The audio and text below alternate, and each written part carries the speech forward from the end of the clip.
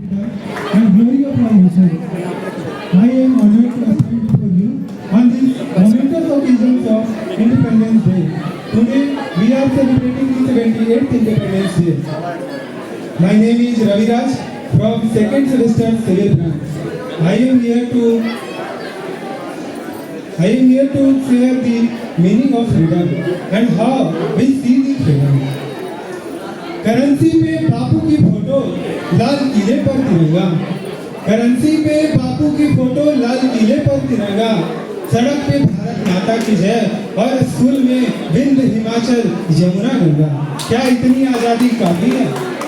क्या सिर्फ इतनी सी आजादी के लिए वो जनेऊधारी कंपनी बाग में अंग्रेजों के खिलाफ अकेला लड़ गया था और वो 23 साल का सरदार रंग दे बसंती गा के फांसी चढ़ गया था?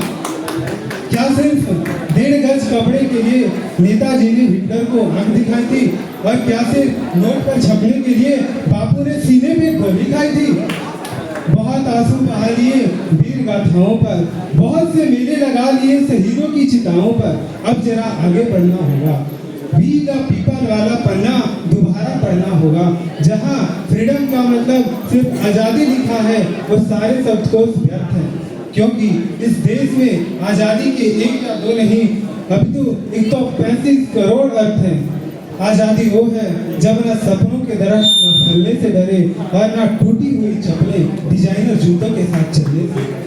आजादी वो है जब झुके हुए सरों का मुकद्दर बदल जाए और खोलियों के दिल से हवेलियों का डर निकल जाए। आजादी वो है जब हौसलों की चिड़िया बाधाओं का पिंजरा तोड़ दे और क ख ग ABC से डरना छोड़ दे। आजादी वो है जब अमन की गीत गाते हुए गले से लहू न आए और अमरूदों के मौसम में बारूदों की बू न आए। आजादी वो है अगर हमें अपने देश को बचाए रखना होगा तो अमर जवान ज्योति को जलाए रखना होगा, उसकी जड़ों में नया ईंधन भरना होगा और 1947 का सब्सक्रिप्शन 2024 में रिन्यू करना होगा। बेखौफ जीना हमारा हक है और ये हक बुनियादी है। डरो मत, बढ़ते रहो अगले मोड़ पर, बस थोड़ा सा आगे आजादी है। जो बनकर ज्वाला धधक उठे दुश्मन को धूल चढ़ाई थी, जो बनकर ज्वाला धधक उठे दुश्मन को धूल चढ़ाई थी, बलिदानों की रक्षा कर भारतवासियों की मिट्टी की नाच बजाई थी। हम आज भी उनको देख रहे ज्योति में अमर जवानों की, हम आज भी उनको देख रहे ज्योति में अमर जवानों की। दिल भर आता जब बात करूं आजादी के दीवानों की। चाहे कब्र से पूछो गाथा उनकी, पूछो किसी शमशान से। चाहे कब्र से पूछो गाथा उनकी, पूछो किसी शमशान से। वो भारत माँ के सुध कहते थे जय हिंद गर्व और शान से। वो भारत माँ के सुध कहते थे जय हिंद गर्व और शान से। हम में से कितने लोग हैं जो इस चीज को लेकर प्राउड फील करते हैं कि जहाँ हम रहते हैं वहाँ इतनी आजादी है।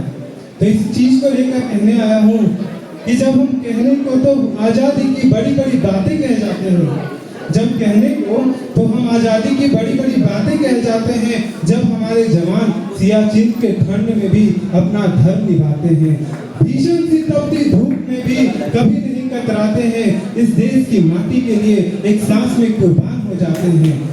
जब कई नेता उनकी इस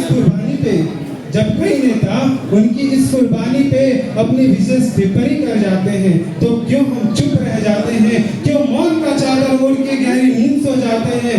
अरे कैसे उस तिरंगे से नजर भी मिला पाते हैं? अपने जवानों को बस नाम की इज्जत दे पाते हैं। कहने को तो हम अतिथि देवो भव, के नारे भी जोर शोर से लगाते हैं, पर घर आए मेहमानों से यूं ही बदसलूकी करते जाते हैं। अपने इस आचरण का कारण उनके कपड़े और उनके सलीके को बताते हैं। इन बातों को हम यूं ही नीचे झुलाते जाते हैं। तो क्या वाकई में हम आजादी का मूल्य समझ भी पाते हैं? हिंदू मुस्लिम सिख ईसाई सब है भाई भाई, ये भी हम बतलाते हैं। तो फिर क्यों उन दंगों में हमारे भाई मारे जाते हैं? तो क्या वाकई में हम आजादी का मूल्य समझ भी पाते हैं?